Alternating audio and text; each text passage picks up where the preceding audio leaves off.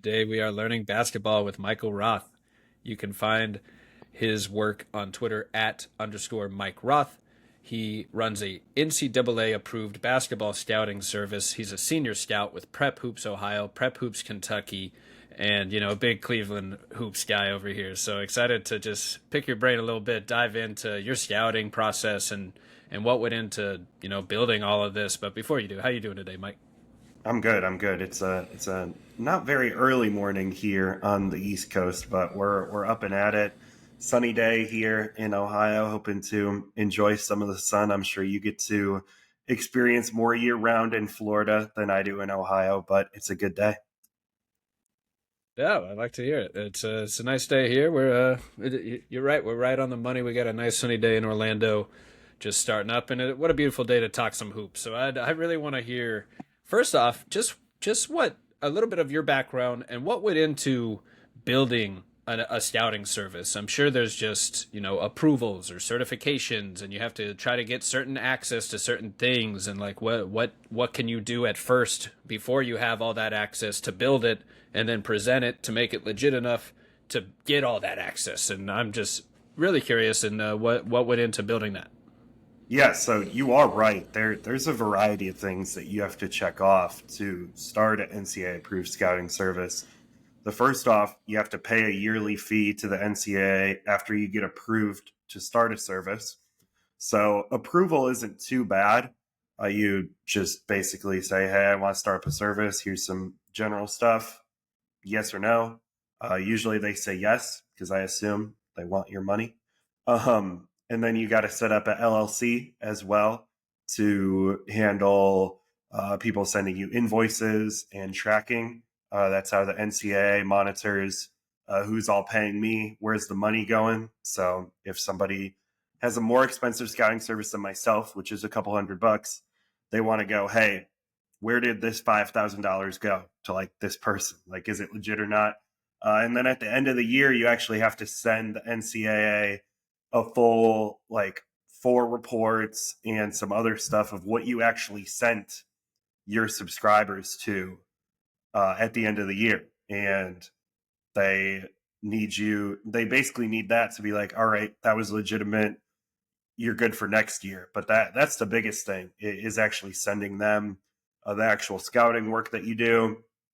You need breakdowns on every prospect included in your reports with like some physical characteristics, some skill characteristics. So it is a pretty serious operation to actually have an NCAA approved scouting service where colleges are direct clients of mine. They're paying out of their basketball budget for my service. So the NCAA does do a pretty thorough job of making sure that they're not just paying for something useless to like a buddy or something. It's a very very real process that you have to go to, and it costs money to run it. Obviously, you make money with subscribers, but it does cost a little bit of money to run it. So usually, like 2, maybe 3 clients pay for my whole year. But if you only have 2 or 3 clients, you're basically operating in a net zero. So depending on how much you charge. So that's definitely something that I'm not sure everybody really realizes is that there are costs along with running one of these NCAA approved scouting services for a football, men's basketball, women's basketball. I think there's a couple other sports where you have to go through the process as well. Yeah, there's a lot of interesting aspects there. I first thing I thought of was kind of with the scouting report itself. You said you have to have quite a bit of information on these players, whether it's physical attributes that you kind of have to. And we're talking high school information stats, which there isn't a nice website to go find like everything that you need to know that's accurate. You got to like go out of your way to hunt down information, whether it's through the player and hoping that they're being honest with you, or it's through the school and they at least have a listed roster, hoping they're being honest with you. So I'm curious, is this entirely like you individually doing all the scouting and building, or do you have a team that helps you? And is You mentioned it's Ohio and Kentucky, so you're putting together scouting reports on the standout players in Ohio and Kentucky, and then colleges will subscribe or pay for that intel, that information, so that it's almost like you're doing the scouting for them in that sense. Yeah, and so I will say my regional local scouting, very, very little analytics stuff. It's just too hard to find reliable numbers. If they play on like a certified shoe circuit, that's pretty much the only numbers that you can be like, hey, these actually have some value. I know every game was tracked. I know there was probably very few 40-point blowouts where you can just stat pad. Like they do happen once in a blue moon at an AAU circuit, but it's not like every other game is going to be a 40-point blowout. So those are pretty much the only times where you can really use detailed stats. Synergy actually does a nice job of tweeting out who were the most efficient scorers on the EYBL 3SSB UAA Pro 16 circuit. They tweet out top 3-point shooters, most dunks, like a couple interesting stats, and also a couple of the websites, 3SSB and EYBL especially, have decent websites for stats. It can be a little hard to navigate them, but a majority of what I do is eye test, which is very different from what a lot of draft scouting is. It's just you can't if the numbers aren't reliable enough and the talent base that you're playing against is so varied and different, it really does come down to an in-person evaluation. And it's definitely a mix of what colleges are looking for. There's some colleges who, if they're not really from the area, they're like, hey, if I want to recruit Ohio and Kentucky, who are a couple kids I should go out and watch this live period. Like I'm going to be at the Adidas event. If I am watching a kid, say I'm a coach in North Carolina and I'm watching a North Carolina team who plays an Ohio team, there anybody on the Ohio team I should like really make it worthwhile for me to watch. And then there's other schools who are usually closer to Ohio and Kentucky or inside Ohio and Kentucky who are more looking for intel related stuff about the prospects. What are their parents like? How do I get in contact with their high school coach, with their AAU coach? What is some like off the court intel about them? Like, do they have any athletic parents? Like, have they gone to one high school all 4 years? Have they been to four high schools in 4 years? Like, they're looking for more like minute information that's less how high does he jump, how well does he shoot it, because the schools that are closer to the kids, it's easier for them to watch them more frequently than the schools who are out there, where usually some of the schools further away are like, hey, we're looking for names. If we like them, then we'll get to the intel stuff. But usually some of the schools closer who have established footprints in the Midwest are like, hey, I appreciate you telling me about the kid. We can figure out if he's good enough or not. Let me know some of the other stuff about his game that me being able to watch a majority of these kids from the time they were playing 15U basketball is an advantage because most college programs are focusing on them at the 17U level and getting early entry points at the 16U level, where a lot of kids, especially doing a regional scouting service, you can identify a majority of the Division I targets by midway through their sophomore year of high school. Like you pretty much have a decent understanding of who has a chance. Not saying you know who's going to end up D1 or not, but you can say, oh, this kid's got a chance to go D1. Maybe he does, maybe he doesn't, but he's already been identified as a potential prospect. Where if you're doing more broad national stuff, it's impossible to figure out all the diamonds in the rough. Like kids are going to pop up out of nowhere. And that does happen every once in a while with Ohio and Kentucky kids, but more often than not, you're hearing about kids, you're going out and see them at a younger level and starting to figure out some reports on them, see what their strengths and weaknesses are, and seeing just how they've grown. Because usually I have a 3-year sample size is in general. Some kids I'm watching June is when high school teams play, and I can watch a decent amount of the top freshmen during that month of June. So that's almost a full 4 year evaluation point from June going into their freshman year all the way through March, which would be their senior year playoffs. Yeah, that getting that wide perspective on their scouting development over those early years is super important. I think there's a lot of value there, and even for the NBA draft side, like I've definitely opened up my eyes a little more as I learn more about this process of just kind of weighing sample size a little more heavily. Where you might see a kid play in multiple different contexts and roles throughout those 4 years in high school, where maybe he shows you a little something in one role that you think is kind of a bankable trait to translate to another level. And then, maybe he ends up in a role that is maybe a misfit in college, or has it to deal with injuries or a coaching scheme that's a little off for his game. And you don't see the best of it. Maybe that tanks their draft stock a little bit. But I think, what you're doing is providing valuable insight into that full development curve, and you're doing it at the early stages, and obviously colleges value that. And another thing is the intel that you mentioned. I don't think the average basketball fan realizes how much general just intel is valued by every decision front office decision maker, whether it's college, whether it's pro. And most of the time, a basketball fan is just thinking it's all about basketball. So if they see a kid like averaging 20 points a game at every level, they're like, well, he's probably going to be pretty good at every level. And they just kind of keep it that simple. But honestly, it sounds like to me that, like, once you make it to a certain level of prospect, like once you're, like you're saying, like projected as a possible D1, that's where all this intel stuff comes in, as like almost like tiebreakers, and like who are you as a person, like what is your work ethic like what do the people around you think of you as a teammate, as a friend, as a person. And it's definitely just super interesting how valuable that intel is for teams. So definitely providing some real insight there.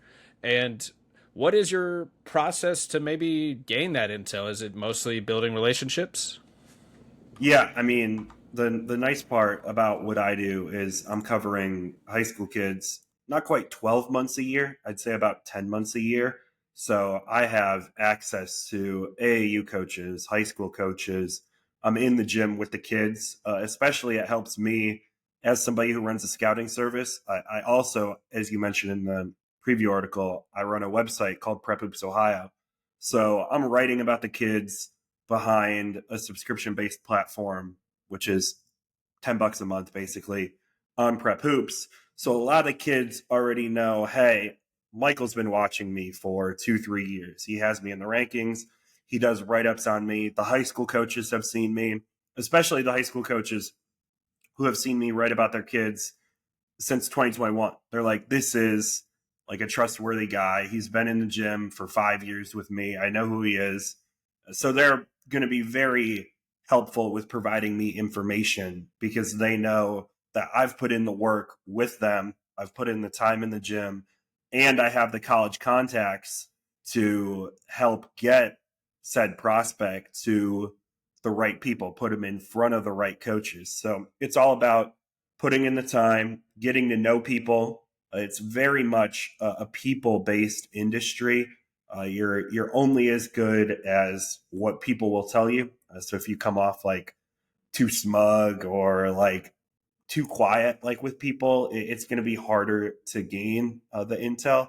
But it's been great opening doors, meeting new people, and just figuring out the different stories and covering states like Ohio and Kentucky. You really do see a very wide range of like the general America with covering these states because you have big cities like Cleveland, Columbus, Cincinnati, Louisville, Lexington, who are going to have really big private schools that have a lot of money in them, really big public suburban schools that have a lot of athletes, inner city schools that have talent as well.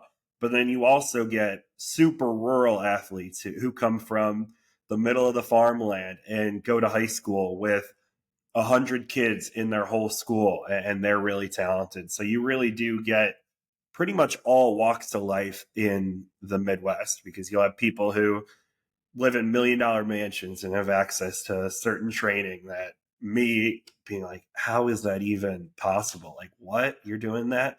But it is very interesting getting to know like so many different people, seeing what makes different coaches and players tick. And a lot of times you can figure out, hey, this would be a good fit for the kid, or this would be a bad fit for the kid. And it very much depends on if the kid makes what I think is a good decision or not. Because it's hard as yourself. You're 17, 18 years old, making a college decision. I'm sure I made poor decisions, not my college decision. I loved where I went to college, but I made other really dumb choices when I was 17, 18 years old that I didn't realize I wanted, which I'm sure an adult could have been like, hey, probably not the best for you. But you just got to let kids be kids. Like if they, especially in the portal era, if you go to a bad fit, hopefully you're there for 1 year and you're like, hey, that wasn't where I wanted to go. I can find somewhere new. Not the biggest proponent of going to 4 schools in 4 years. Hopefully you figure out your first choice was bad. Your second choice is the place that you're going to be at for the next 3 years. But it's definitely like figure out where you're going to be happy, and what's going to fit you, because like I said, there are a handful of kids every year who I see where they commit, whether it's from a play style perspective or a school, like how schools are. Because at the Division I level, you look at schools. There are some schools in big cities, like I live in Cincinnati. University of Cincinnati is right up the road from me. You will get a very different environment going to the University of Cincinnati versus Miami of Ohio, which is 50 minutes from me. Some kids are meant to go to the University of Cincinnati. Other kids are more meant to go to Miami of Ohio, and that's fine. But I definitely think there's sometimes where like coaches and players try to fit square peg into a round hole, and it's okay to be a square peg. Find your fit that's going to be best for you, personality wise, basketball wise, because it is important. As much as a lot of the students are there to play basketball and they come there for the coaches and they built those relationships, and that's what's most important to them. The campus environment, I also think, plays some part in the decision making aspect. And I know some kids who were recruited by a school in the middle of nowhere. There is, when I tell you legitimately, nothing to do at this school. It sits atop a hill. You have one chain restaurant, two, Domino's and Subway, down the hill. Can't really get there without a car. The closest town is about 25 minutes away with like a grocery store or anything. There are a handful of kids I know who were like, this is perfect for me. I get on top of the hill. I go to class. I go to basketball practice. I can play video games, hang out with my friends. There are no distractions for me whatsoever. I am locked in to becoming the best basketball player I can be. I like being not in like a big city. I'm cool hanging out in my dorm, hanging with my teammates, hanging with the other athletes on campus, the football, volleyball, women's basketball, baseball players. I'm cool having this whole community. I don't need any other stuff. And I know there will be no distractions from me getting up at 7 a.m. and going to work and then going to a 3:30 practice as well. So it all depends on what type of kid you are. I was not an athlete in college. I played in high school and I was done. I would have hated going to school there. There probably would have been no amount of money you could have paid 19-year-old Mike to attend that school. But I did know kids who were like, this is going to be perfect for me. And you ask them 2 years later, how'd you like it? They were like, this was the best decision I ever made. I loved it. We won a lot of games. I did my thing. I have no regrets whatsoever. And that's awesome for them. So it's very interesting. I work with schools who straight up, I would be like, listen, you wouldn't have been able to recruit me at 18. No shot. I will find you kids who really do want to go to your school at 18 years old. So There it is. That's a lot of Interesting stuff, and especially just the decision aspect of it all. Like I can totally imagine that. Like it's interesting because kind of we have the benefit of like covering basketball, so we basketball people kind of know a lot of the things that you say about these programs, whether it's schemes, whether it's coaching styles, whether it's like their past history of the last 10 years, whether it's their recruiting class and the peers that they're bringing in. So a 17-year-old that's focused on hoops doesn't necessarily know the history of college basketball. They're not they might not. I'm sure if they love basketball, they're obviously growing up with it. But some of them are focused on playing the game, not watching the game. So that decision, you can totally understand where someone slips up. You have so many different voices, so many different people just selling you to come play for them, and all these different incentives, whether it's the new financial incentives or whatever it may be. But you can totally see, and I think that is one value of the transfer portal, and just giving kids kind of a second chance to find their role, and maybe a third or a fourth chance too, because it does open up kind of financial opportunity as well. Like we're at the point with the NCAA where this is full-time work. This is like life-changing money for some of these kids, that especially when if they're not going to make it, if they're not projected to make it to the pros at any level, like this might be the peak of their basketball powers, and they have a chance to cash in on it. So all of that is cool, but I'm with you. As a basketball fan, I miss a little bit of the traditional, like this guy stayed here for 3 years, like he is a UNC Tar Heel. Like I don't know, Tyler Hansborough comes to mind. Like he's just he's always there. So you just kind of associate those guys with their programs, and maybe a little more so than the one and dones and the transfers. But that's just kind of the basketball landscape we're in. I also thought of Cerebro Sports with their website, their data. Shout out, their whole team. But another good stat service that helps kind of put high school stats on the same scale to make them a little more comparable for certain things. So I enjoy that resource as well. So are there any prospects in particular in Ohio or Kentucky that you think need a little more attention, that you might want to give a shout here or highlight their games at all? I mean, in the 2026 class, it's a great class for Ohio and Kentucky. A couple kids who are already on NBA radars. Tyron Stokes is a Louisville native. He's the Oh, number one player in the country, so he's a kid I got to watch. He was playing 17U EYBL as a rising sophomore, so he was playing up two full age groups, it's wild. which was incredible. He I was mean, playing Team AAU. USA too, right?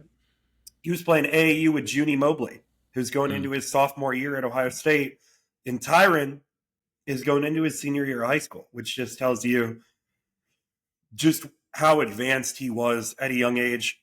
He was a kid who I marveled at his passing ability. I thought his feel for the game was really underrated, and it seems like that's a skill that's finally being highlighted at the NBA draft level. And he has been kind of the number one prospect throughout the whole cycle since AJ Demansa reclassed to his original grade of 2025.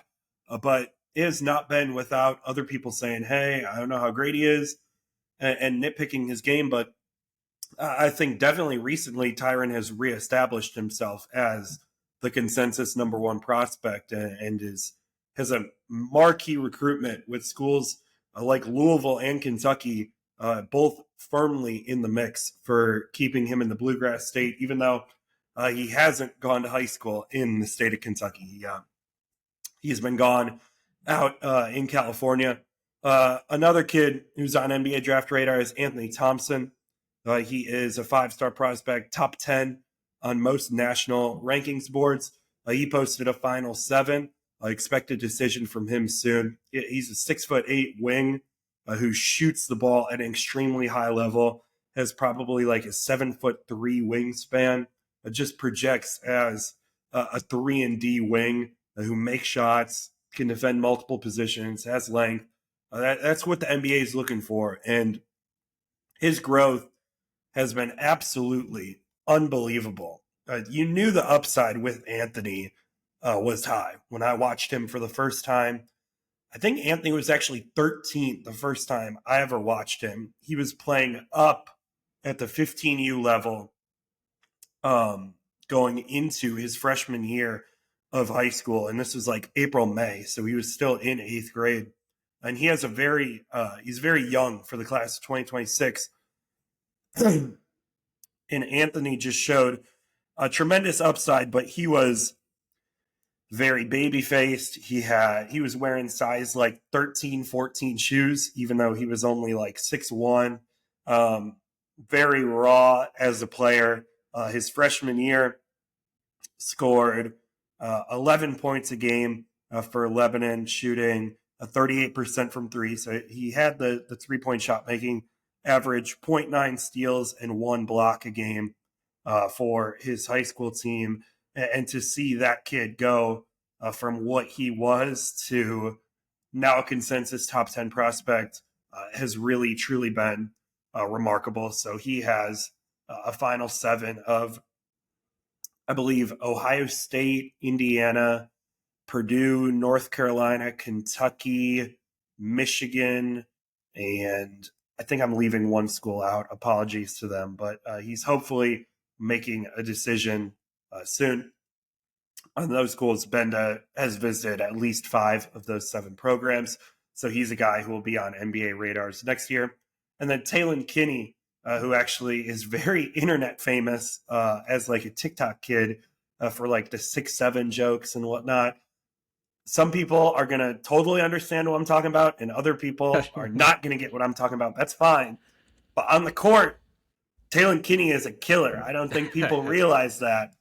He was a kid who I watched him freshman year at Newport High School, which is literally 5 minutes from Cincinnati. It's in Kentucky, but it's 5 minutes from Cincinnati, sitting right along the Ohio River.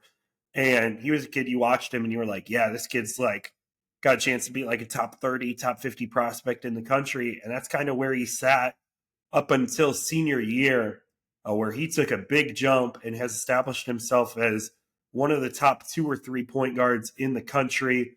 Played on Adidas Eurocamp alongside Anthony Thompson. Had a big time season for Wildcat Select this summer. Plays in the OTE League, and he's currently ranked. Most websites have him in the like 12 to like 18 range. So Kinney is a very dynamic point guard.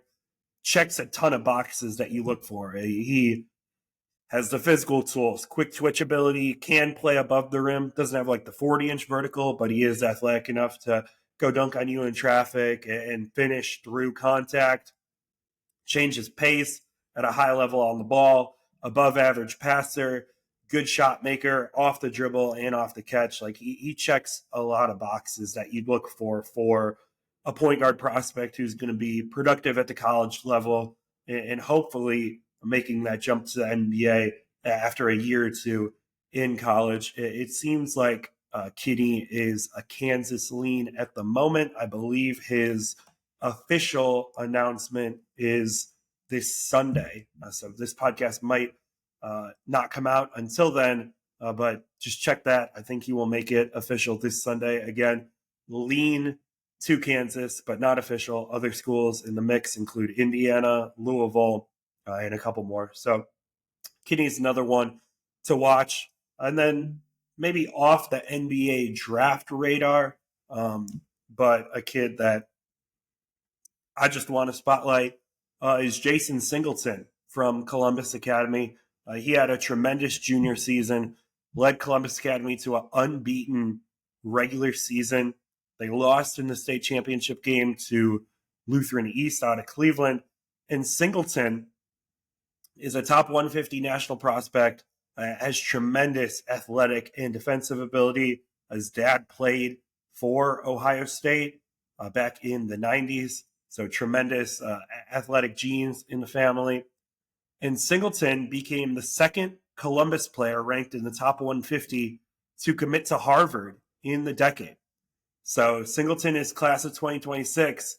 In the class of 2016, Seth Towns out of Northland High School committed to Harvard. He was a top 100 recruit. Singleton just outside the top 100.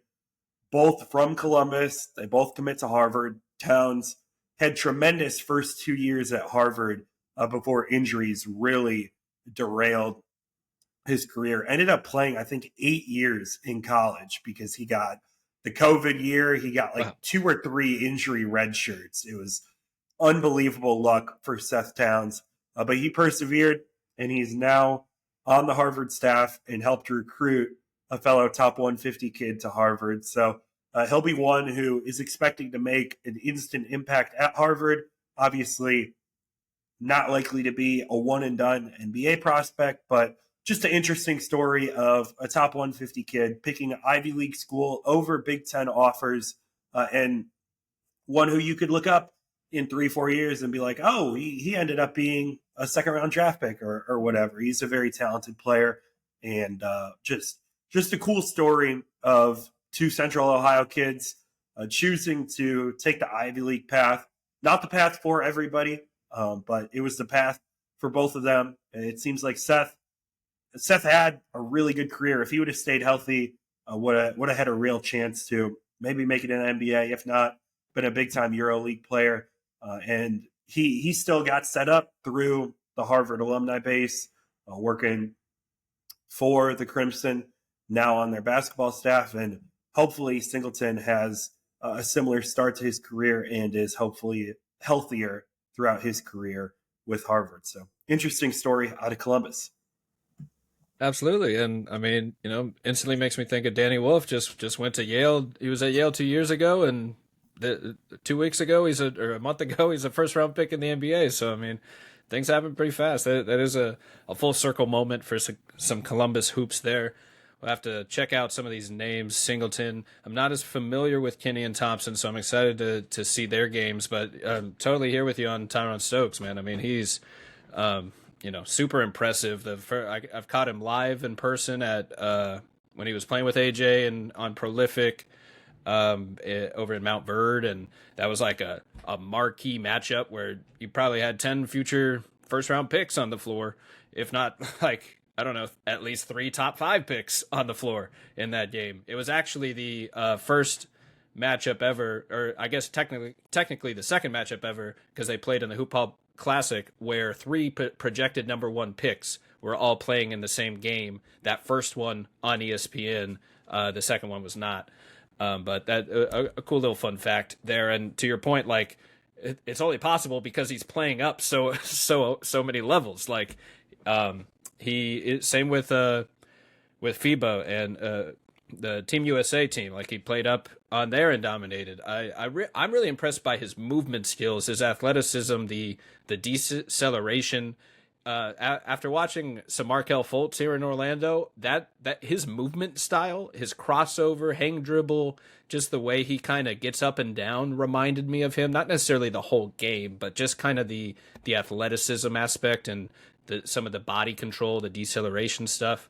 That really stood out for him. And Stokes is playing some football this year, so we're going to get to see how he looks out on the football field at receivers. So that'll be fun. I mean, I think some people don't realize like how big basketball players are compared to football. Like you think like football, big, tough, strong, but these basketball players might have 6 inches taller than everybody else on the field and are still pretty dang good athletes themselves. So I'm excited. It's just a very different dynamic, football to basketball. My roommate was a strength coach for the football team, and it was so funny. Like twice a semester, basically, he'd be like, "Oh, basketball strength coach couldn't go in. I got to help out, be with the basketball Fs." And he'd always be like, "The basketball players don't do it like how we do, blah, blah, blah, blah, blah." I was like, yeah, dude, like, that's how us basketball athletes are built. Like, that's how we roll.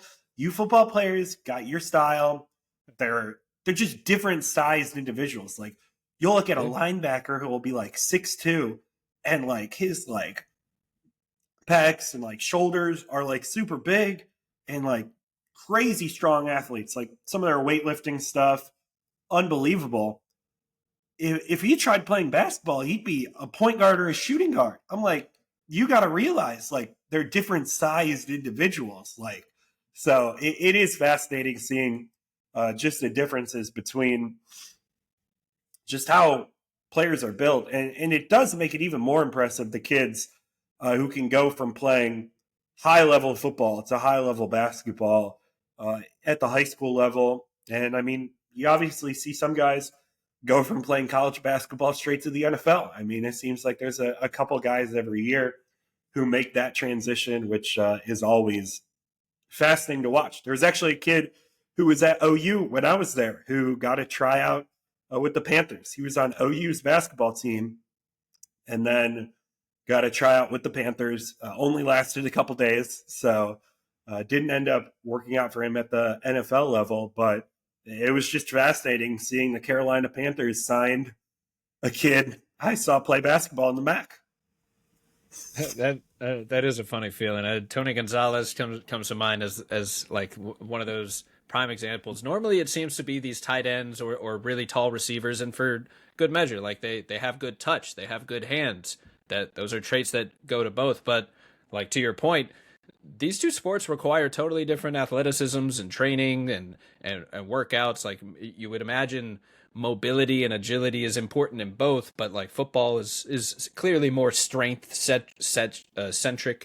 in terms of just going at like head to head strength and just fighting for every inch versus I would say NBA and basketball is just a little more agile, a little more mobility. You want more flexibility in your training, and that's just how it is for sports. So it's interesting, like when a guy can succeed at two sports, and obviously like a Deion Sanders, where they're one of the best at both sports.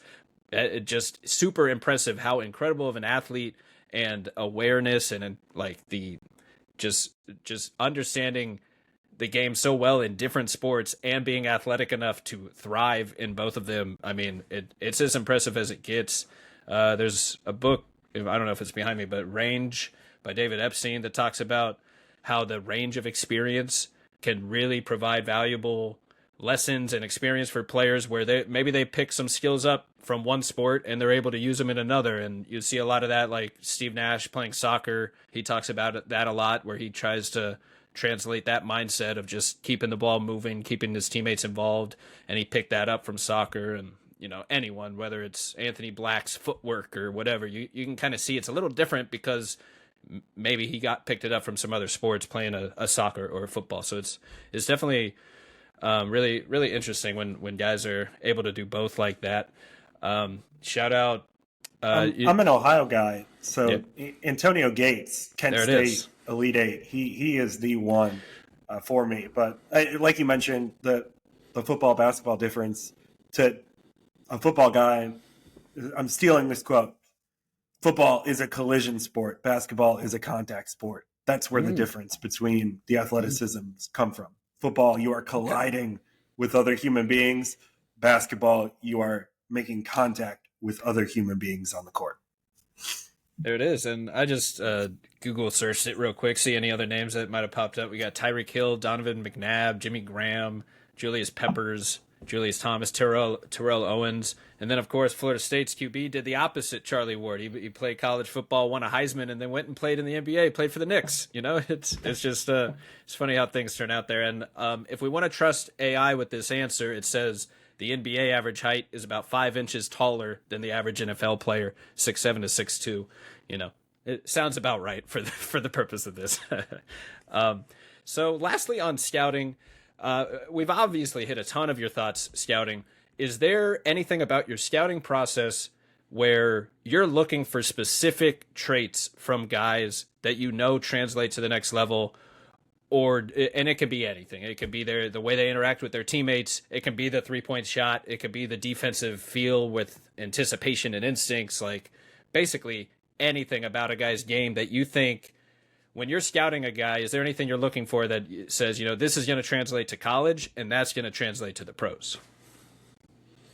I would, I'd honestly say not really. Like it's there's certain like can he play elements that like you sort of can tell when watching. Like can he process the speed of the game, whether they're playing like high level high school or prep basketball or on an AU shoe circuit. Like can they actually play is something for non bigs. I like sort of ask myself a lot. It's like, is he out here really impacting the game? doing things that separate him from a lot of other guys on the court. Uh, it also depends on your competition level. If you are a low major kid and you play next to a bunch of D2 and D3 kids, I expect you to be the best kid on the court. If you're a low major kid who plays next to a bunch of high major kids, I expect you to fit in and let some of the high major kids cook. And you, if you're a shooter, make open shots. If you're a defender, guard the best player, run out in transition, rebound, do some of that other stuff. So it all depends on your context. But it's hard for me to be like, oh, this is like a skill I really look for. It's like when I'm watching a kid, I'm like, oh yeah, like he can play. He can do things to have a chance. I will say bigs are a totally different evaluation. If you're a center, it's different than even if you're like a 3-4 combo. You just have to give so much more grace to bigs. Like there'll be bigs where I'll be like, I don't know if he can play for you in 2 years, but the third year he might really hit big for you. Where guards, if you can't help the school after 1 year on campus, you're not going to recruit him. Like why would you take a kid like that? You can find another one. It's so hard to find bigs, and then once you hit them, you want to keep them in your program, keep them in your system. So those you're looking for athletic traits, flashes, like what type of big are you? Like, are you a back to the basket big who needs the ball in his hands? Like a pick and roll, short decision maker? Are you strictly like a lob threat as a roll man, like DeAndre Jordan type rim protector? Like, what is your role on the court? What is it going to be at the next level? But overall, I'm looking for kids who have the necessary athletic traits to play at a certain level, whether you're a high major kid, mid major kid, low major, D2, whatever. What athletic traits do you have? Can you process the game? What's your decision making? If you can't, you need to go a level or two lower than maybe your raw athletic talent. So then you can get those reps playing in games and hopefully learn. Say you're a mid plus level talent who's a little raw as a decision maker. Go to a low major school, play with the ball in your hands, learn through your turnovers, and then you can either maybe become an all conference guy at the low major school or then transfer up to where maybe you could have been from the beginning, just with more coaching and more experience with the game. And it's always fascinating trying to figure out kids who haven't been in positive coaching environments. Usually you can tell kid comes from a really well-run AAU program, really high-level high school program. They've been in the system since freshman year. If they still don't know how to play, they probably aren't going to learn how to play. Most of the kids do know how to play at those schools, and you feel a little better. The wild card kids are the ones who have never been in good systems, organized structures, and you're like, all right, you don't have the like processing ability yet, but you've never been taught it at a high level that you will in college. You might be able to pick it up really quickly in college. So those are always ones where it's like talking to the college program, can you afford to be patient with this kid on campus? Like understand he's going to be messing up in practice just because he hasn't done some of the things that a kid from this high level high school program has been doing since he was 15. So that's always you got to talk with the assistant coaches, with head coach, like, hey, like if you can handle this kid, it might really work out for you, because those are the kids who go from averaging 2 points a game to averaging 15 points a game. Where a lot of kids who have been taught the game at a high level, understand how to play, they might go from 6 points a game to 10 points a game, which is still a good jump, but they might not make the incremental increases as a kid who finally gets dropped into a positive learning environment. Yeah, that makes a lot of sense.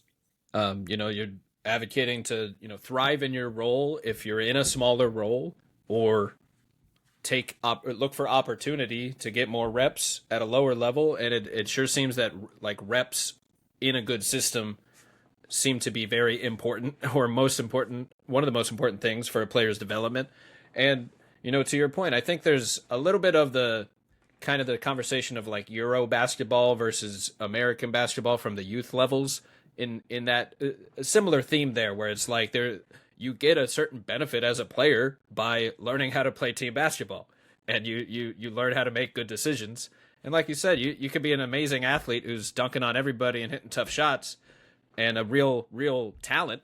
But if you just kind of spend your whole youth cycle learning losing habits, essentially, like not really learning how to actually win basketball games and play team first basketball, there could be a little bit of a delay. But to your point, like I think the kids that want it, the kids that have that talent and the desire to improve and be their best version of themselves, like those are the kids you want to take a chance on and be patient with, to give them a little bit of runway to kind of find their groove. Because it's like throwing rookie Giannis into something. Like he hasn't played necessarily all of these winning habits yet. Like he's just kind of a baby deer who can already run and dunk on everybody. So it's like you want to give that guy patience to see what it can become when he kind of just rounds out the game. And to me, your answer, it sounds like the most important thing you're looking for is the processing. It's the feel for the game. It's do you know how to play? Do you know how to make good decisions with the ball in your hands? Because that sort of decision making translates to every level. And once you hit certain athletic checkpoints, yeah, there like you go. you can be an elite decision maker, but if you don't hit a certain athletic barrier, I'm gonna be like, kid, you can have a great D3 career, or maybe D2, but like you do still 99.9% of the time have to hit certain athletic checkpoints that do you have specific ones in mind? Like a height, like it's got to be over a certain height. It's got to be over a certain weight or anything like that, a wingspan or anything like that. So people always give me crap. They know I'm not a super big fan of small guards. There's so many of them at the high school level. So typically when you look at like my state rankings or whatnot, they're like, you were hard on like this small guard. I'm like, there's a lot of 5'10" kids who are pretty good. Not a lot who are really, really good. But there's never like, this height like is required, because there was a kid, Tyler Cochran, write a guy off, who went to NIU, Toledo. I think he ended up at like Oregon State. This kid was legitimately a 6'2" power forward. Straight up. Man. I saw this kid and I'm like, he's starting at power forward. I'm like, he doesn't even look taller than 6'3" in the MAC. And I looked on the roster. The roster had him listed at like 6'2". I was like, I even gave him an extra inch. And he was the defensive player of the year in the MAC at power forward. He played strictly power forward. Sounds like Draymond. I mean, he's what, like 6'9", and considered one of the best defensive makers in the league. Yeah, Barkley. Barkley's probably 6'5.5". So there are no like exact height requirements. It's more when I watch you against athletes, do you hold your own, or does it look like you're not quite up to the level of the other athletes out there? So obviously, like you said, you are right. The decision making, very important. But if you can't check the athletic boxes, you definitely need to go to a smaller school. And then if you prove that you can really play at a smaller school, I mean, you look at kids transferring up from D2 and D3 schools to the D1 level all the time. But if you don't check those athletic boxes, I can't really tell a higher level school to take you. Like, you just have to keep proving yourself. If you don't check the standard athletic boxes, you're just going to need to show that production at the college level. And then usually, once you show you can produce in college, coaches are more likely to take a chance on you, of course. Yeah, that makes a lot of sense, and is super interesting, the whole process of just making those decisions, and just the balance of like believing in yourself as a player and a prospect, and also being realistic with certain aspects of maybe opportunity and roles and stuff like that. Shifting gears a little before we hit the Cavs, I know you're a big Cincy guy. I wanted to just kind of loosely ask you, anything you're excited about with Cincinnati basketball this upcoming season, whether it's a player or the team expectations or a pro prospect. And also, just had to shout the roster, like how how great these names are. I'm just going through the names on the roster, and we got Jizzle James out of Orlando, like representing. We got Day Day Thomas, Daniel Skillings Jr. These names are amazing. That was last year's roster. Right. I'm looking at last year's team. So, Yeah. with next year's roster, anything, jump out to you? I'm looking to probably attend their practice in the next 2 weeks. So you probably jumped the gun a little bit on this question. I will say Florida native Shon Abaev is definitely one Oh to man, keep an eye on. Totally blanked on one of my favorite prospects. I got to see him live as well down here in Mount Verde. He's so exciting. I got to interview him. I have some quotes from that scouting report, and he gave a great interview. You can clearly tell, like, the player and vibes and aura, or whatever word you want to use, he reminds me of is a little bit of LaMelo Ball, but totally in a good way. Like, you can tell, like, his team loved him. Like, he was just a source of energy and laughs. Like, they were all great camaraderie around him. And what really impressed me was when talking to him, he's clearly, like, got a money jump shot, like a killer pull up three, but he's aware enough to know that defenses are now trying to stop that. And in his answers, he's talking about wanting to make better decisions with the ball, wanting to involve his teammates as soon as he creates the advantage, because he knows the defenses are loading up on him now. And even while they're loading up on him, he's one of the best tough shot makers I've seen, especially in recent memory at this level. Like he's just, Abaev is super tough out there. So I'm definitely excited to just see him play at the college level. And because he's one that, what do you make of his draft stock right now? I think it's much too low, and that he gets a lot of criticism for the decision making that I think he's improved from what I've seen, but everyone sees different games and kind of takes different things away from it. So, what do you make of his game? I didn't get to see Shon in person at the high school level. I only spent one weekend at the Under Armour circuit. I didn't get to watch him. I saw a couple Cincinnati coaches at that Under Armour circuit stop, so they were definitely busy on the recruiting trail for him. But just watching in like brief film stuff, obviously a talented offensive player who can do a variety of things. I'm just intrigued on how much on-ball usage he has versus how much of the secondary creation as a wing-sized player. Because even though he played with the ball in his hands a lot, like you mentioned with like LaMelo, even though they're very different, the way they handle the ball, the tempo they play in, obviously. But like LaMelo's 6'6", probably, and Abaev is 6'8", maybe 6'7". So they have guard like wing-sized defensive ability, which is always fascinating. How I think it's a huge advantage in college any level of basketball.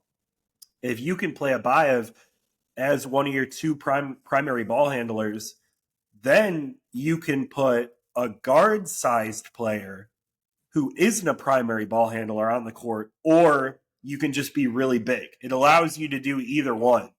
Because usually, if you have a 6'4" kid who like maybe isn't a primary ball handler or decision maker on the court at the high major level, you're sacrificing some decision making or something on the court. If you have a 6'8" kid already on the court, you can put a kid like that in the game, and you're not sacrificing defensively because Abaev, as a primary handler, can hopefully guard the three, and then you can still match up correctly at the guard position. So whenever you have sort of a bigger primary creator, it just gives you, if you have that guy at the three, what you do at the 2 and the 4, it just unlocks a lot more than if you just have a 6'1" and a 6'3" guys handling the basketball. So that's what I'm probably most fascinated about. And it's just tough for me to ever make too many assumptions, especially about programs like that I'll probably watch in practice and like talk to them in a couple weeks about what is actually going on. So I sort of hate speculating about things I probably will know and don't want to like say something when in 2 weeks I talk to a coach and they're like, word. yeah, we're not doing that. We're going to do this. It's like, okay, Yeah. well, No, I think to your point, like it gives them the option. Like you have a tall point guard who can guard 1 through 3, or you have a point forward who can guard the 3 and 4, or switch on to guards. And like you said, it just gives you so many lineup options where you could throw out 2 like D and 3 guards to play next to him, or you can run them at point and go all big, like you're saying. So the game I wanted to highlight for him, let's see if I can bring this up while I'm talking, but I visualized some of the Cerebro Sports data from his games, and I've got 32 points, 3 steals, 2 blocks, shooting 50, 42, and 86. Shon Abaev did against AJ DeBonsa in a win over Utah Prep at the 2025 Mountford Invitational here. He was top 10 in overall impact via Cerebro, rated 10th. And these drafts real quickly try to show, this one tries to show offensive engine potential, guys that can score, that can shoot, and that can pass. And Abaev is right here near the upper right side, where he's got a pretty high usage rate, which is the color of the circle. He's got a pretty big circle, which is the 3-point efficiency. He's rated like, I don't know, 10th in passing here on the x-axis, and a little higher on the scoring axis. Just an overall scoring creator. And then same with his overall two-way impact. Like he's top 10 in these too. He's right here in this cluster where he's roughly top 10 in impact, top 10 in defense, or maybe not 10, top 15 in defense. And so the point is he is a very versatile basketball player, and he's got these scoring creator attributes where, like, what's not to like? So super excited to see how Abaev's game looked at the college level, because like we've been saying, he's just so versatile, so impactful in so many different ways.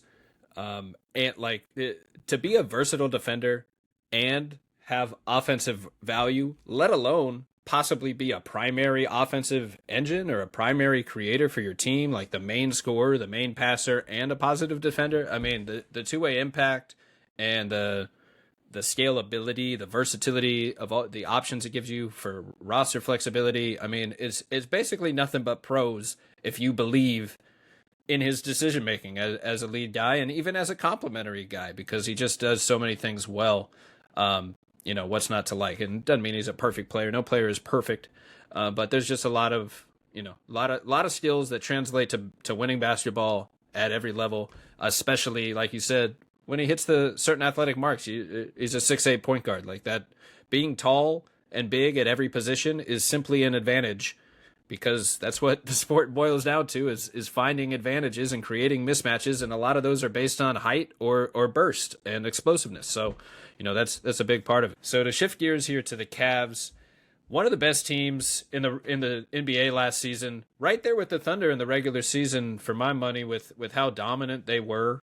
They were, now, the Thunder were all-time special defensively, but the Cavs won only 4 fewer games than the Thunder. The Thunder hit 68, the Cavs hit 64. Cavs had the second best point differential in the entire NBA last season, first in offense, 8th in defense, top 4 in 2 offensive 4 factors, especially shooting percentage on both ends of the floor is really where they stood on. And then despite the injuries, this is something that surprised me, they had the best point differential in the playoffs. And they were 5-4. They had problems with the Celtics and the injuries more so than anything else. But in the playoffs, they had the number 1 offense, top 5 in every offensive category, and the 8th defense, and top 6 in 3 of those categories. So when it comes to their team as a whole, clearly one of the most dominant teams in the NBA last year, mostly bringing not quite everybody back. There's a little bit of turnover. They bring in Lonzo Ball, and they have Larry Nance Jr., Thomas Bryant, but they see Ty Jerome and Isaac Okoro walk out the door. So that'll be my first question is, do you think Lonzo Ball can return to his peak form? How's he looking these days? And do you think there's any chance he can kind of recreate that lightning in a bottle that Ty Jerome caught last year in that role, where every look was a little more open than normal, and he was making them. He had one of the highest impact shooting numbers you could find last year, so that's definitely a big loss for them. But Lonzo is really special in some other ways, and just a fun story, fun player when he is healthy and out there. His playmaking is just fun to watch. So, what do you make of those roster transition for this team? I've always been a Lonzo fan. Like I think he's one of the more fun players to watch. His decision making, his basketball IQ, feel for the game, like exceptional. I have no idea if his body is going to be able to hold up through. We'll say he plays. Hopefully, he can play 50 to 60 regular season games, and then a playoff stretch. Who knows? Could work out. He could be hurt again. I think if he is healthy and on the court, he has a good chance to be an impactful player just because of the processing ability is still going to be there. He's not going to forget his natural feel for the game. We'll see if defensively he's still able to have that same impact. We'll see if he's able to beat players off the dribble like he did in his sort of athletic prime before the multitude of injuries. I thought it was interesting that Cleveland targeted Sam Merrill over Ty Jerome. I thought that was a clear line in the sand that they drew, and they determined that Sam Merrill was more valuable to their future than Ty Jerome was. We'll see if that's the right decision or not. Obviously Jerome has a chance, I believe, in Memphis to make some plays as a third guard next to their guys. And Merrill, that they like the defensive stuff he brings. Obviously, an elite shot maker, takes some of the most difficult three-point attempts in the league. So his gravity is exceptional. That'll be a decision that come playoff time, we'll see. Jerome had a couple stinkers in the playoffs that were allowed, but also I think he had two really, really bad games, and the other 7 playoff games were relatively fine for Jerome. I just think the two that he really was not very productive in, sort of lingered with people. And I think he went 1 for 13 in a game. If you're playing a 9-game sample size, it's going to be impossible for your numbers to look good if you have a 1 for 13 mixed in there. So I don't know. If I knew whether picking Sam Merrill over Ty Jerome was a good decision, I probably would be working for NBA front office and not talking to you. But I don't know the answer to that question. So we'll have to see. It'll be something to watch. And I mean, getting Thomas Bryant was good because he produced against us. So hopefully he can produce for us in the playoffs. So that's usually a good sign of a player who can hopefully help you out if they were able to do things against a 64 win team last year. Yeah, if you make it to the front office, we'll have you back on the pod. We'll be able to keep talking a little bit. No, yeah, that's super. I don't know if the Cavs would like that. Too many secrets coming out. That is interesting. I didn't necessarily think that or realize that was kind of the decision was Merrill or Ty Jerome going forward, because he just had such an electric Jerome did season last year by all the numbers and just catching fire. They got essentially the same AAV value. Okay. So it was basically maybe not as cut and dry as this guy got 9 million, this guy got 9.5 million, or whatever the exact numbers were. But when one gets 9 and one gets 9.5 and you could keep both, that means you kind of did actually have the decision of who you want to keep. And they signed Merrill, I think, before free agency even started. So they didn't even let him hit the market. And then Jerome, a couple days later, signed for basically the same number. It's interesting because I know the Cavs are kind of up against the cap and the apron stuff, and they have to be treading that water. But maybe all of these moves kind of helped address that. Obviously, they brought in DeAndre Hunter in a big move last year to kind of round out the unit. And what felt like a cheat code for them to me was that they were able to something about the system was just clicking so well last year. I credited Evan Mobley and his downhill playmaking. I even got to ask Coach about that, and he just raved about Mobley's Defensive Player of the Year candidacy at the time, and then also just his development. And he said the biggest difference is like they're just wowed by Mobley all the time at things that he can do. Like, oh, I didn't even know he could do that too. So like just giving him the ball, letting him get downhill and be more of like a downhill paint and spray playmaker or like a handoff hub, just running through him, I think just really unlocks their offense. And I credit that as what really unlocked the offense last year, because D-Mitch and Garland have always been knockdown shooters, electric scorers, but like being able to run the offense through Mobley and then use that gravity of those shooters, I think is what really opened the floor, to the point that it felt like every shot that like Ty Jerome or DeAndre Hunter got was wide open. Like it just felt like there was a system in place that was creating the best look possible for these guys. And Jerome stepped up and knocked him down. Like it's a combination of like the talent was ready, the opportunity was there, and he just executed the heck out of it and was incredible. So it's a big loss, but I definitely I'm rooting for Lonzo here. I totally agree that his passing won't go anywhere. Like his decision making, his playmaking feel, his tendency to like push the pace, his push the ball up the floor. I mean, he's such a good like transition passer. He had me convinced TJ Leaf was going to be a play finisher with the Pacers for a little while there, probably more than I should have. But he's some UCLA teammates. But yeah, I really love Lonzo's game too, and I do think that like you at least know the passing is there. He will be a connective passer for this team if he can just kind of maintain the catch and shoot 3-point shot and just break even defensively for me. Don't like at least be a little positive or something there where you're not like a hole on defense and they can't play him in the playoffs now and just lose like a role player at that point.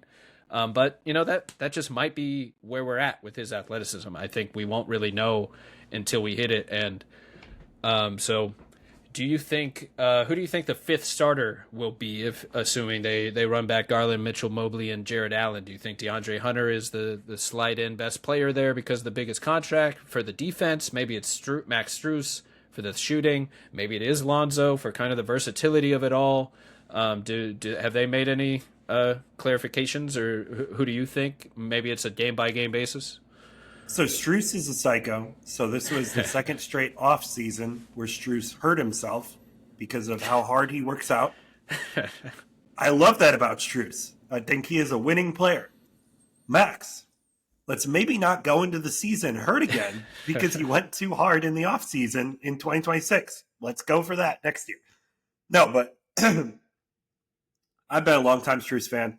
I think he's targeting, I could be wrong, but around Christmas to return.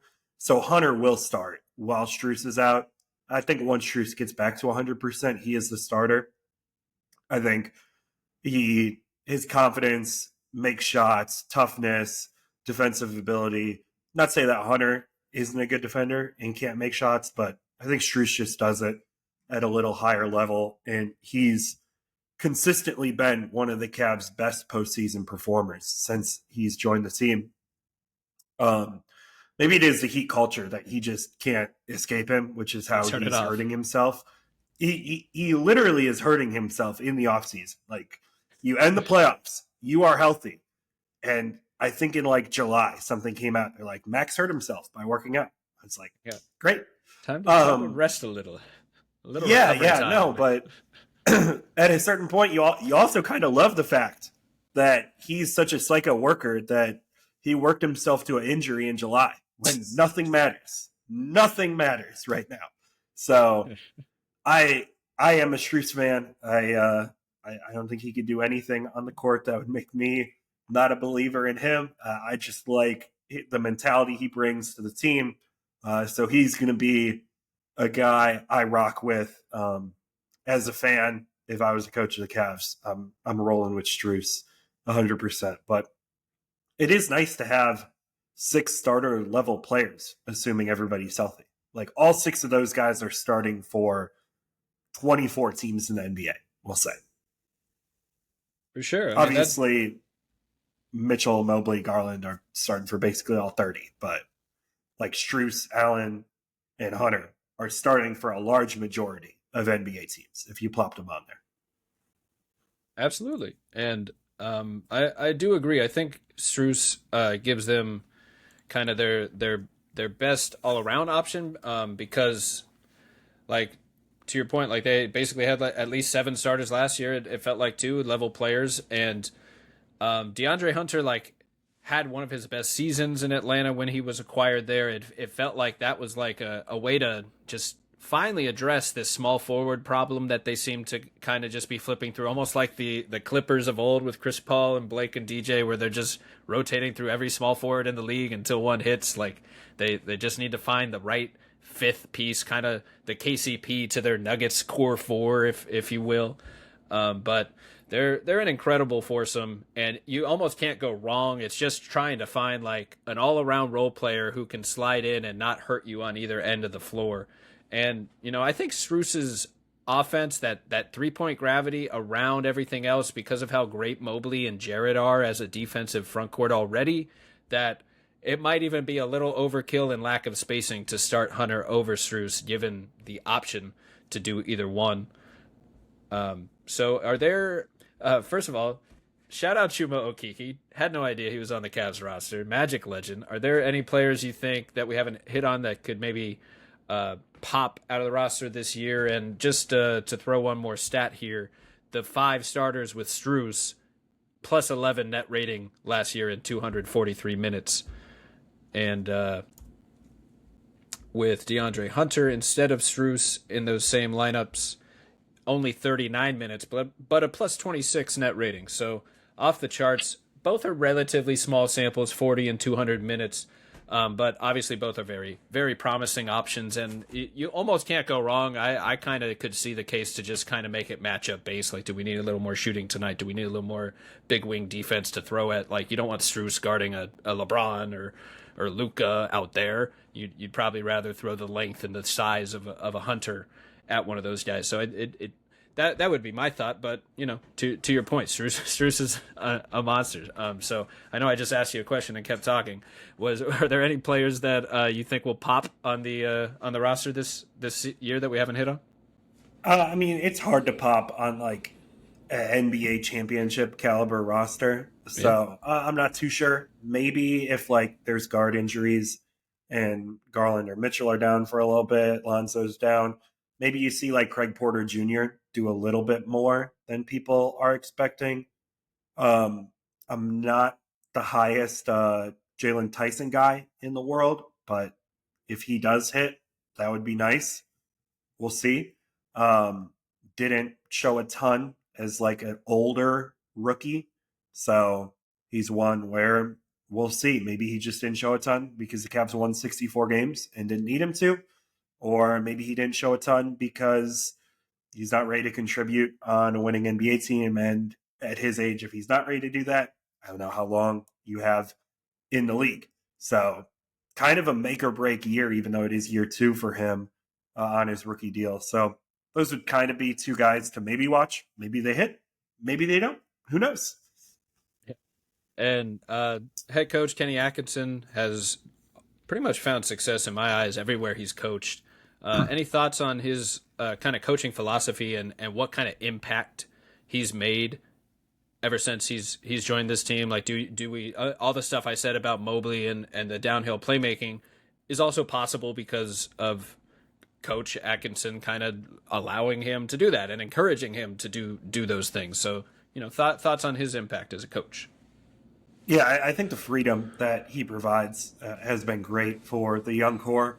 I also think when you've got a roster like the Cavs that have gone from being a young core to now in their prime core, you're sort of expecting natural development regardless of who the coach is. Obviously, progression isn't linear, but the Cavs guys are mostly hitting their prime, with Mitchell maybe exiting his prime right now. So I think that was, along with what Kenny did, I think it was just natural progression from the players. You're supposed to get better from age 22 to 24, and that's what you sort of saw with Mobley here. So just hoping to continue to see that.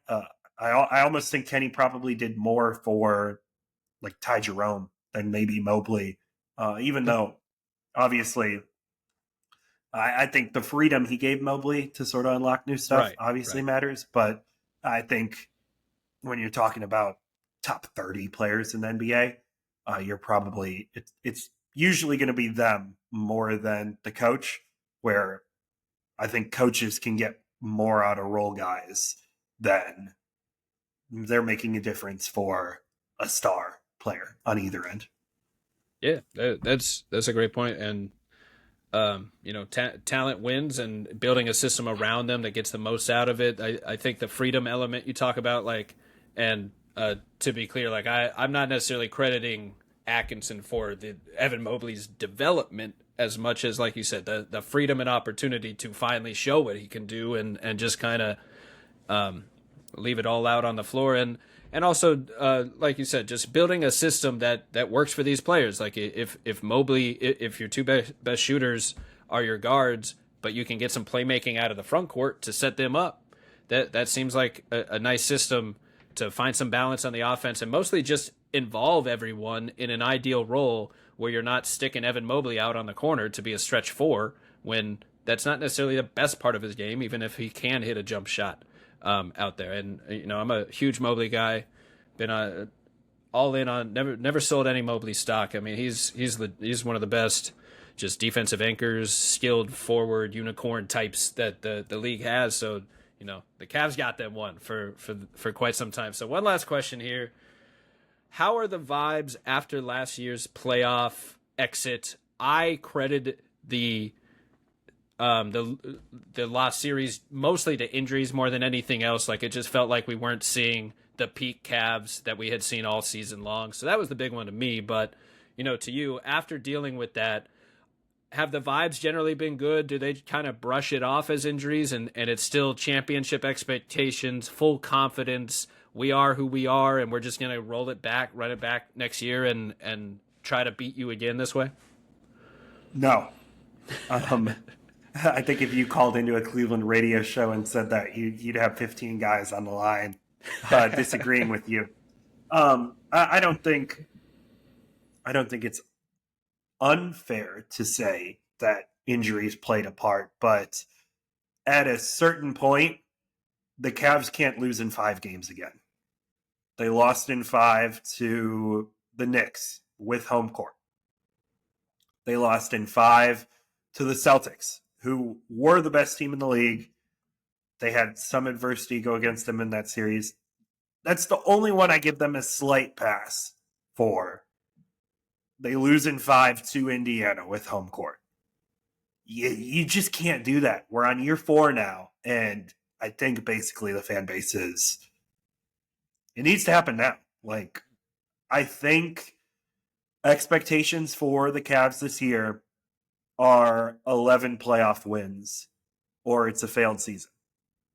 If you lose before Game 7 of the Eastern Conference Finals to like a Knicks or the Magic, that's probably the only way, if the Cavs don't make the finals, that like Cavs fans are like, that was an acceptable year.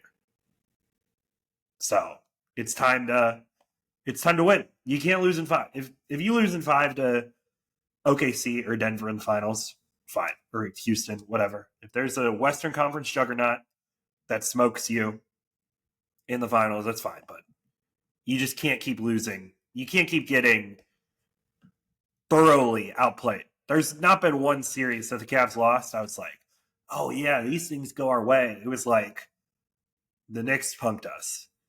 The Celtics, I think we probably could have gotten it to 6 if like a couple things went our way. Like, these things didn't happen. And then the Pacers, it was like, obviously the Halliburton game, the game 2. But I think we were still staring at a 6-game loss, even if you give us that game. I mean, look at how game 4 and game 5 went. I was in the building for game 4. They were down 41.5. Like, so, and then game 5, it's like you're down 3-1. You're at home. All the sense of urgency. You can't be any more sense of urgency. Game 5 at home, down 3-1, number 1 seed. And that game was never, there was no point in the second half where you thought the Cavs were like definitely going to win. Maybe they took like a 2-point lead early in the fourth, or like cut the deficits too. But like they've just they've kind of gotten steamrolled three straight years in the playoffs. So unless it's to like a cyborg Thunder, Nikola Jokic averages 35, 12, and 11 against you, you can't lose in five. That's where I'm at as a fan. Hey, those are some real expectations, and especially this year, this given the field with the No Tatum, Celtics. Yeah, I no mean, Halliburton. yeah, Dame's Giannis gone. does not have options next to him. Like it on paper, you're looking Cavs, Knicks, teardrop, Magic. Like that's what. Like if you're the Cavs, you handle business in the regular season. Who's going to be the 4th seed in the East? Like if you can't beat Milwaukee this year, if you're Cleveland, like I just don't know what we're doing Something's because up. that could be the 4. Because Yeah, last year, obviously, the Cavs 8 seed had no issue. They could have beaten Miami by 250 points if they really wanted to. Not a single game was very competitive besides like the weird game one. And then you lose to the 4-5 winner. So like this year, you gotta get the 1 seed and leave no doubt against that 4-5 win. Unless the Magic slide to the 4 seed, like I think they could be a difficult problem, but I think the Magic are pretty likely to be the 3 seed, assuming health, which is a big caveat in an 82 game season. There's a lot of time France could miss 35 games. You could be staring at the 5 seed. Who knows? So gotta. You never know with injuries. Would be nice to turn them off and like association or something mode, but this is real life here. Would you say it's a? Are you worried it's a mentality thing with this collection of players? Where I remember that Cavs Knicks series where, like you said, the Knicks just kind of out everything them. Like they out rebounded, they out hustled, they were just tougher that whole series. But to the Cavs' credit, they have like half glass full. To my eyes, they've made progress. Like they didn't jump up to winning it all out of nowhere, but they lost that first playoff series, took their licks, and then they came back and won a playoff series over the Magic in a tough back and forth one.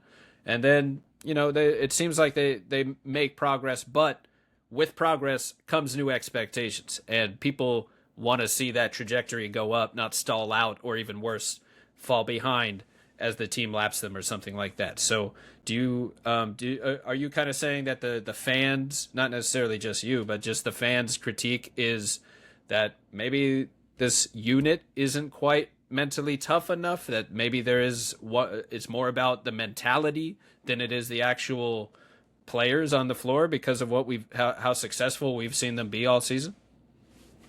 I'm not too sure, but I mean, you mentioned that the team has improved.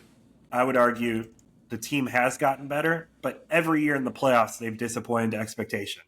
Yeah. Favored against the Knicks. The Magic series, I think you could have gotten plus money on the Magic to even push it to 6, and they pushed it to 7, Yeah. and then smoked by the Celtics in 5, and then lose to the Pacers. So even though they have gotten better every year relative to Vegas expectations, they have disappointed in the playoffs. So, I mean, I don't know what you can point to. I think there have been some very real Jarrett Allen playoff struggles.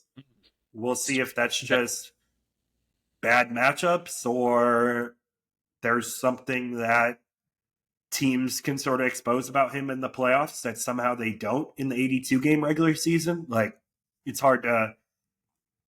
I'm not grinding the NBA like I am high school basketball. It's like how different really are the playoffs versus the regular season, because usually you watch Jared Allen and he's putting up very productive regular seasons, 82 games, and consistently in the playoffs he has not been able to produce. So maybe it's on Kenny to figure out how you can bring 82 game Jared Allen into 16 game Jared Allen. Darius Garland has never had a good postseason in his career.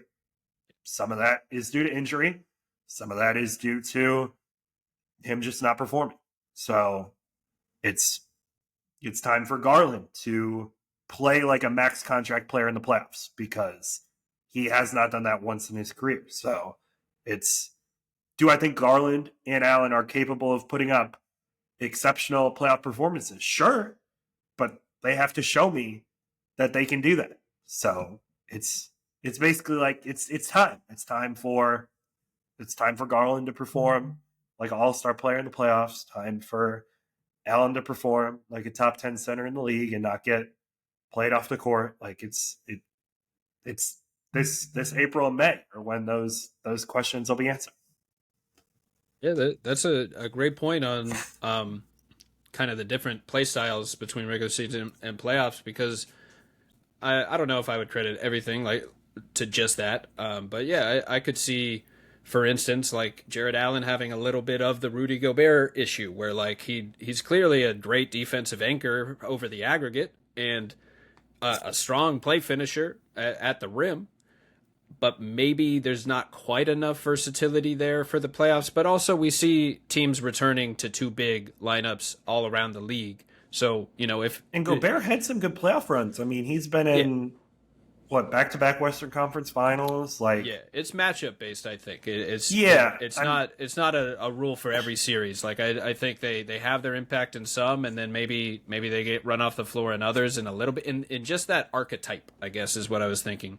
In terms there's no of Jared. Luka or Harden, right. No Luka or Rockets Harden to play Allen off the court. Like sometimes Gobert kind of. It's like, oh, Rudy Gobert can't guard Luka Doncic. Well, who No, can? Please tell me who can. Right. So it's like Jared Allen can't defend the Jalen Brunson, Mitchell Robinson. It's like if Mitchell Robinson's playing you off the floor, it's a lot different than that's if Luka Doncic. And obviously, he had that infamous quote: "The lights are too bright, or the lights were bright, or something." I mean, that couldn't have gone over well on the fan side of things. I'm sure that it just makes you want to see him step up mentally, I guess, and just fully be there. But I also don't want to just assume anything about players' mentalities or what they're thinking and stuff like that. But clearly, like the Knicks series is the big one that stands out. Imrov is just dominating all over the rim and just kind of out toughs him. So you want to see him get there. And Garland had some like electric moments in the Magic playoff series, but I totally hear you that it just comes in flashes, and it's kind of weird that it hasn't become more consistent. And maybe it's age, maybe it's development. D. Mitch looks like he becomes an absolute killer that can run every play and make a tough shot, create a good look once the playoffs come around. And it's that's how they lost the Game 5 was Garland playing through his toe injury that's going to have him out for like another 5 months.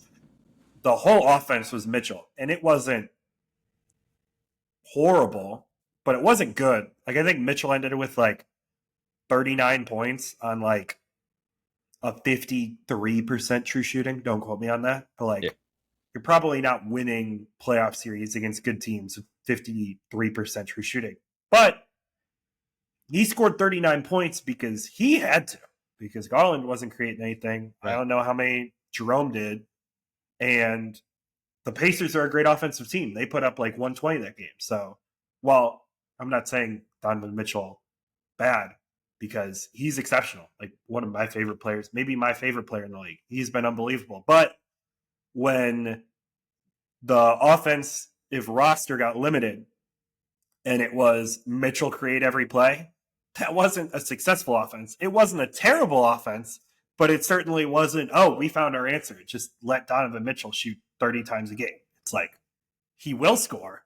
How efficiently will it happen? But you watch that game, it was like, he had to do it. Nobody else was sitting here like, I'm going to create something. So you can't, I wasn't upset at Mitchell for that game. I thought he played his heart out and whatever, but that's not sustainable offense. Mitchell can't have a 40% usage rate in the playoffs.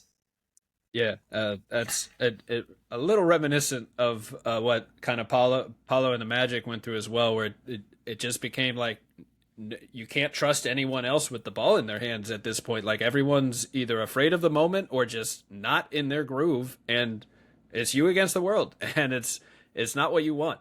That's not a good situation to be in.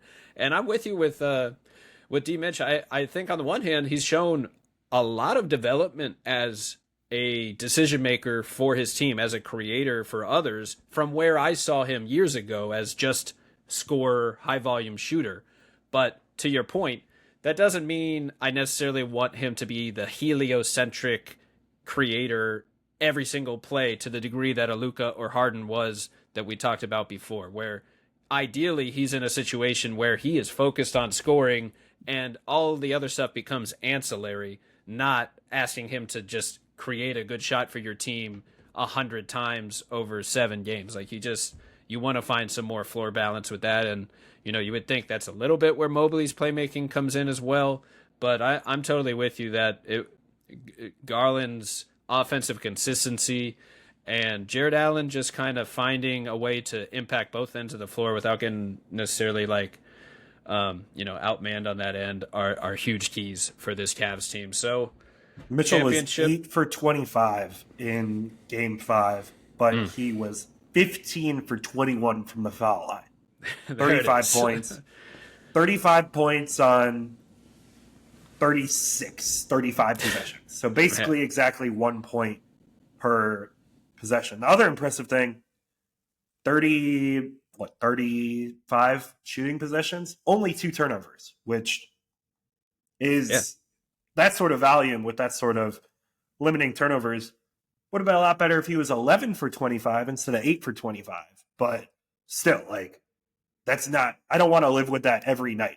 Mitchell shooting 21 free throws is good, but we don't need that much every night. So it's about finding a balance. But that was Game 5 was the Strus stinker. Strus went 0 for 9, and that's sort of kind of the difference that game. After Strus was probably the second best offensive player of the whole series, games 1 through 4. So yeah, and to your point earlier about having one stinker, shooting variance is a big thing, and if you're relying on high volume of 3-point shots in your offense, there's a chance you go 4 straight games where nobody hits a 3, and that's just basketball. So we come to think of it as JJ Redick's an elite 3-point shooter. He's going to make every 3-point shot he hits, or maybe he hits 40% of them. I mean, that's still a great rate, but come playoff time, I don't know if people realize how volatile shooting outputs in a single game can be compared to a full season where the averages kind of aggregate, where that's just basketball. Sometimes you catch fire, sometimes you get ice cold, and it does seem like a handful of the players other than Mitchell just kind of hit that cold side at the wrong time altogether, and then Mitchell wasn't exactly on fire from the field either, so that's a rough place to be. But it sounds like the expectations haven't changed. They're still championship or bust. This team, I think, is fully healthy headed into next season. Correct me if I'm wrong there. But Garland and Strus will probably neither play until the middle of December. Oh, okay. So they are missing some key guys there. Yeah, you mentioned Strus earlier too. So yeah, I'm excited. Which is fine. I mean, if they lose 3 more games in November and December, be healthy by April.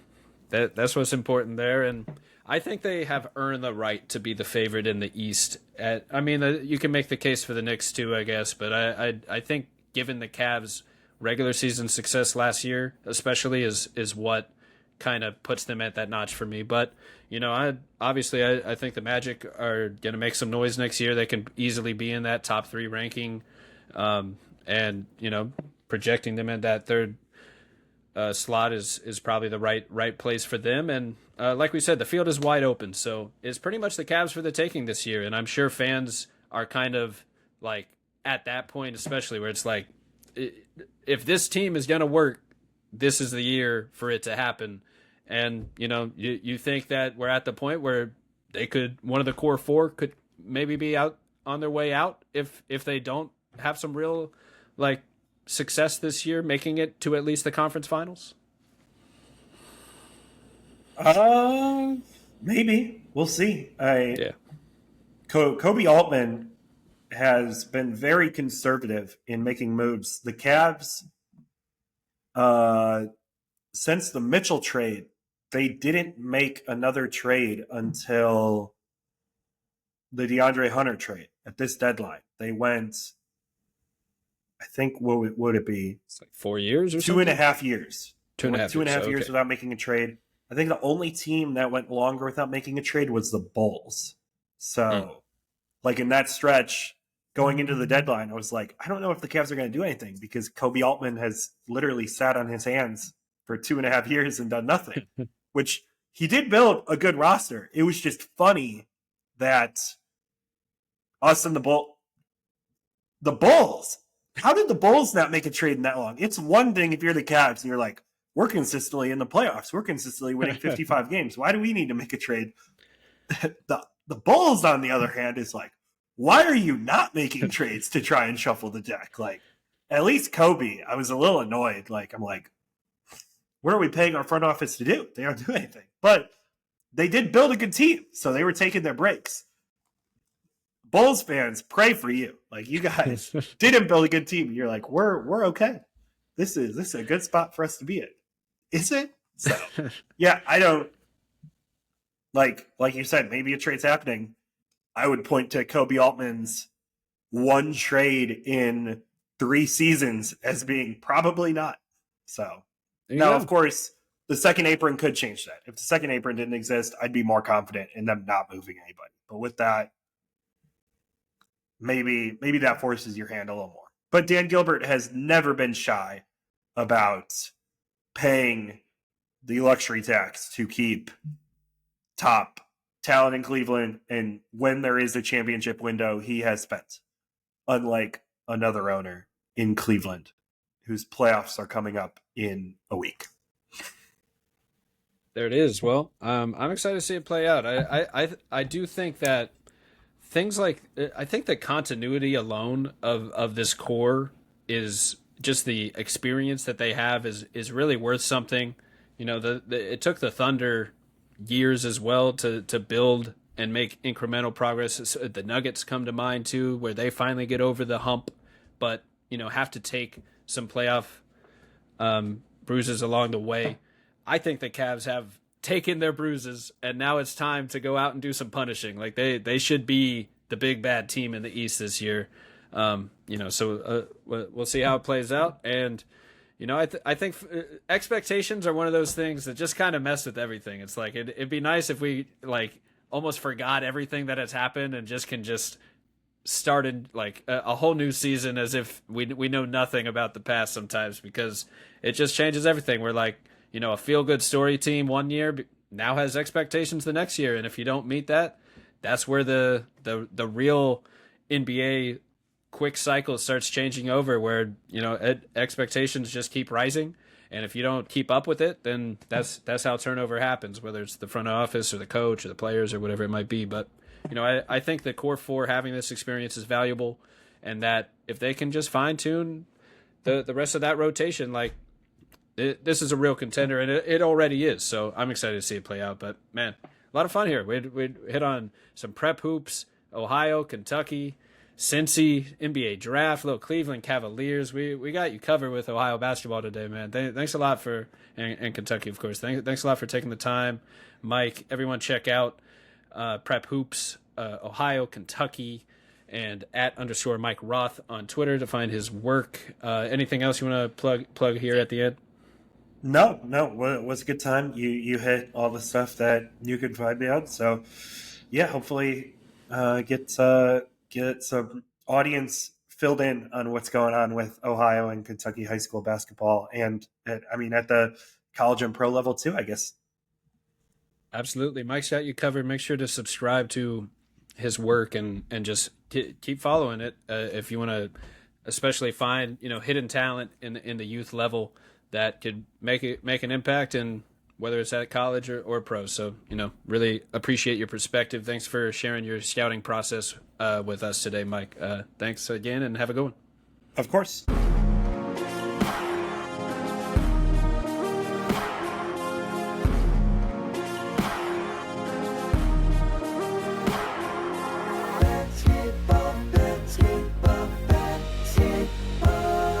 With Ryan. Learning Basketball is a Swish Theory podcast hosted from Beyond the Arcade. Hey, that's me. You can find my work on Twitter, YouTube, Substack, and check out the team's writing at theswishtheory.com.